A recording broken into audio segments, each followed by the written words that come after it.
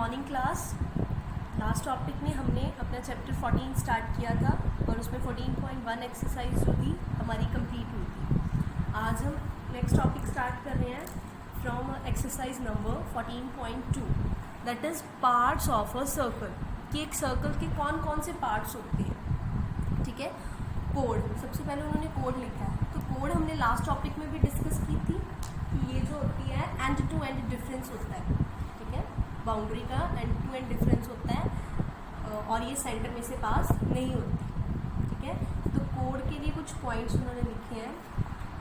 Lies on the interior of the circle, ये circle के अंदर रहती है। जैसे ये देखो ए बी एंड जी सी दोनों एंड टू एंड है और दोनों सेंटर में से भी पास नहीं हो रहे और ये अंदर ही है सर्कल के। Has its and points on the circumference of the circle. अब आपको पता है सर्कल का, अब देखो सर्कमफ्रेंस आपको पता है ये बाउंड्री होती है, तो कोड क्या है, इसके एंड पॉइंट्स कहाँ होते हैं, on the circumference of the circle. Circle की बाउंड्री के ऊपर इसके एंड पॉइंट्स होते हैं। मे और may not pass through the centre of the circle, कहता कोड जो है हो सकता है सेंटर में से पास करे भी और ना भी करे। अब क्वेश्चन ये होता है कि मैंने आपको बताया कोड सेंटर में से पास नहीं करती, तब हम उसको कोड बोलते हैं। लेकिन हो सकता है कि उन्होंने यहाँ पे लिख दिया वो सेंटर में से भी पास करें, तो मैंने आपको लास्ट टॉपिक में जैसे बताया था हम डायामीटर को भी कोड ही मानते हैं, बिकॉज वो भी एंड टू एंड डिस्टेंस होता है, वो भी ऐसी लाइन सेगमेंट है जिसके एंड जो हैं वो बाउंड्री पे होते हैं, तो इसीलिए हम उसको कोड भी मान सकते हैं। तो यहाँ पे एक पॉइंट भी लिखा हुआ है, remember every diameter is a code. Her diameter कहता कोड होती है, but every code may not be the diameter of the circle. But जरूरी नहीं है कि हर कोड जो है वो डायामीटर ही हो सर्कल का। ठीक है, सो अ कोड which passes through the centre of the circle, तो ऐसी कोड जो सर्कल के सेंटर में से पास करे, जैसे कोई भी, ठीक है, ऐसे कोई भी, तो वो कोड जो है उसको हम क्या कहते हैं, डायामीटर। ठीक है जी। उसके बाद आता है आर्क। आर्क क्या होती है, refers to the set of points on a circle that lie on the boundary of the circle. Set of points है, दो पॉइंट्स के बीच का एरिया, और ये जो दोनों पॉइंट्स हैं सर्कल की बाउंड्री पे होने चाहिए, ना उसके अंदर ना उसके बाहर, on the boundary of the circle. जैसे इस डायग्राम में शो किए हुए हैं, ए और बी पॉइंट उन्होंने बाउंड्री पे ले लिए, तो ए और बी का जो ये सर्कमफ्रेंस वाला एरिया कवर हो रहा है वो है आर्क। ठीक है, और उसके बाद कितना, arc is the portion of the circumference. In other words आप क्या बोल सकते हो, सर्कमफ्रेंस का ही एक पोर्शन होता है आर्क। उसके बाद है आपको, इसको सिंबल क्या है इसका, ये इसको डिनोट करते हैं हम इस सिंबल से, शो करते हैं ऐसे सी टाइप। ठीक है, उसके है minor arc and major arc. Minor arc and major arc क्या होगी, माइनर मीन्स छोटा, मेजर मीन्स बड़ा। तो shortest distance between two points, अगर हमने कोई भी दो पॉइंट्स लिए हैं, जैसे यही ए बी, अगर मैं देखूं इस साइड से भी तो ये आर्क बना रहा है और इधर से भी, तो ये शॉर्ट डिस्टेंस कवर कर रहा है, यहाँ से लॉन्ग डिस्टेंस कवर कर रहा है। तो ये जो शॉर्ट वाला पार्ट है वो माइनर आर्क है और ये जो लॉन्गेस्ट डिस्टेंस है वो मेजर आर्क है। सो माइनर एंड मेजर में आपको डिफरेंस पता लगा, यही उन्होंने लिखा हुआ है कि आपका रेड कलर वाला पार्ट जो शो किया है वो माइनर आर्क है और आपका ब्लू कलर वाला part major arc. Next topic है नेमिंग द आर्क्स। आर्क की नेमिंग कैसे करनी है, तो क्या कहते हैं, minor arc is named with just two end points. तो माइनर आर्क को हम दो एंड पॉइंट से नेमिंग कर देते हैं। फॉर एग्जाम्पल जैसे हमने लास्ट वाले में देखा तो दो एंड पॉइंट्स हमने ए बी माने थे, वहाँ पे जो थी उस डायग्राम में मैं आपको नोटबुक पे शो करती हूँ। देखो बेटा, उन्होंने ये वाला पार्ट जो है हमारा माइनर आर्क वाला है, क्योंकि ये शॉर्ट डिस्टेंस है तो इसको सिंपली लिखा है ए बी और ऊपर शो किया उसका सिंबल। और मेजर आर्क में क्या लिखेंगे वो, अगर आप मेजर आर्क को भी ए बी लिख दोगे तो दोनों में डिफरेंस क्या रह गया। तो मेजर आर्क का नेम चेंज करने के लिए उन्होंने एक पॉइंट वाई ले लिया यहीं पे सर्कमफ्रेंस के पास, तो उसका नेम हो गया ए वाई बी।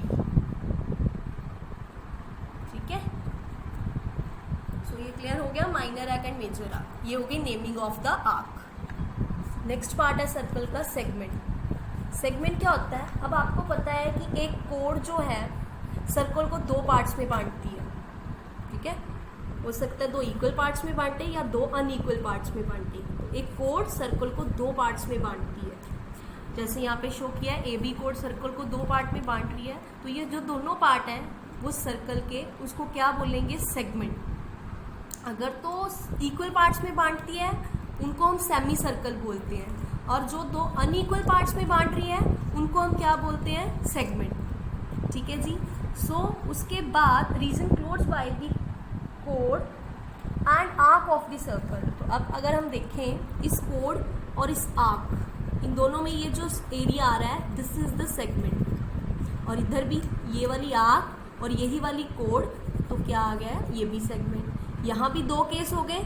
छोटा पार्ट जो है वो आपका माइनर सेगमेंट हो गया, बड़ा पार्ट जो है वो आपका मेजर सेगमेंट हो गया। सो सेगमेंट क्लियर हो गया, कोड और आर्क के बीच का एरिया। ठीक है, इसकी नेमिंग भी सेम है। आप जो है नेमिंग थोड़ा चेंज करने के लिए दो एक्स्ट्रा पॉइंट्स ले लिए उन्होंने, X and Y on the circumference of the circle, that is boundary of the circle. तो माइनर सेगमेंट का नेम हो गया A Y B and major का हो गया ए एक्स बी। और इसको शो करने के लिए कोई सिंबल नहीं है, जैसे आपको शो करने के लिए था। ये हो गया आपका सेगमेंट और उसकी नेमिंग। नेक्स्ट टॉपिक आता है आपका सेक्टर। सेक्टर कौन सा एरिया है? Area enclosed by two radii of circle. Circle की कोई भी दो रेडियस के बीच का एरिया वो होता है आपका सेक्टर।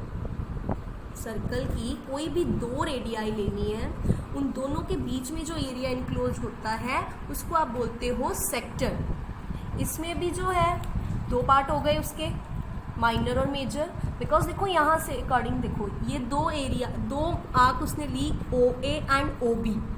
तो जो मिडल वाला छोटा पार्ट है वो माइनर हो गया, बाहर भी तो एरिया बच रहा है, वो भी तो इन दोनों रेडियाई की वजह से ही है, और ये बड़ा एरिया है। सो ये हो गया आपका मेजर सेक्टर।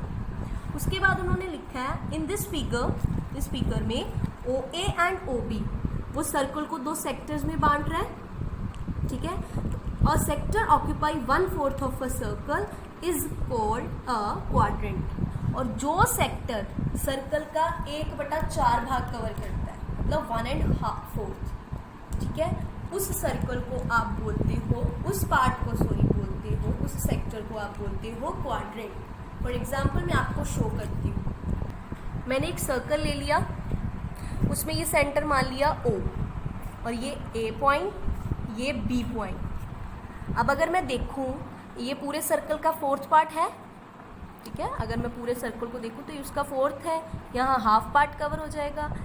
ठीक है, तो फोर्थ पार्ट, तो ये वाला जो एरिया है, ये वाला जो पार्ट है, इसको आप बोल सकते हो क्वाड्रेंट। क्लियर हो गया? चार हिस्सों में से एक हिस्सा निकाल दो। नेक्स्ट है नेमिंग द सेक्टर्स। इसको भी सेम आप नेमिंग करोगे, पॉइंट्स को लेट कर लोगे, और जो पोर्शन माइनर में कवर हो रहा है उसको माइनर सेक्टर का नेम दोगे, जो मेजर में कवर हो रहा है उसको मेजर का नेम दे दोगे। नेक्स्ट आता है आपका कॉन्सेंट्रिक सर्कल्स। कॉन्सेंट्रिक सर्कल्स क्या होते हैं? टू और मोर सर्कल्स, दो या दो से ज़्यादा circle that have the same centre point, जिनका सेंटर पॉइंट सेम हो। दो या दो से ज़्यादा सर्कल्स कहता जिनका सेंटर पॉइंट सेम हो, उनको हम बोलते हैं कॉन्सेंट्रिक सर्कल्स।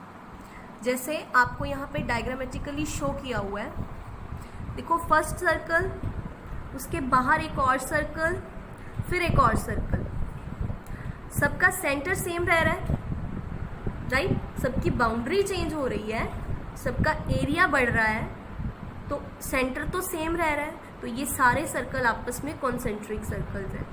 ठीक है जी।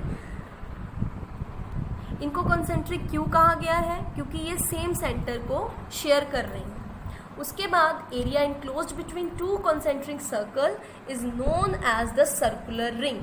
और जो एरिया दो कॉन्सेंट्रिक सर्कल आपस में कहता इनक्लोज करते हैं उसको हम बोलते हैं सर्कुलर रिंग। और radius of every outer circle is greater than the inner circle. Obviously अगर फर्स्ट सर्कल का सेंटर टू एंड डिस्टेंस यहाँ तक है तो सेकंड का उससे थोड़ा बढ़ जाएगा एरिया बढ़ने के कारण। थर्ड का और बढ़ जाएगा। सो आउटर वाले सर्कल्स का जो रेडियाई होगा वो इनर सर्कल से हमेशा बड़ी रहेगी। और कुछ पॉइंट्स हैं यहाँ पे रिमेंबर करने के लिए आपको। The minor arc is smaller than the semi circle. Minor arc हमेशा सेमी सर्कल से छोटी होगी और मेजर आर्क उससे बड़ी होगी। ठीक है, सो ये था आपका चैप्टर 14, एक्सरसाइज नंबर 14.2। इसके साथ ही आपका चैप्टर भी डन होता है। होप आपने अच्छे से इसको समझा होगा, क्योंकि ये बहुत ही इंटरेस्टिंग चैप्टर है और इसको ध्यान से करना। Thanks, have a nice day.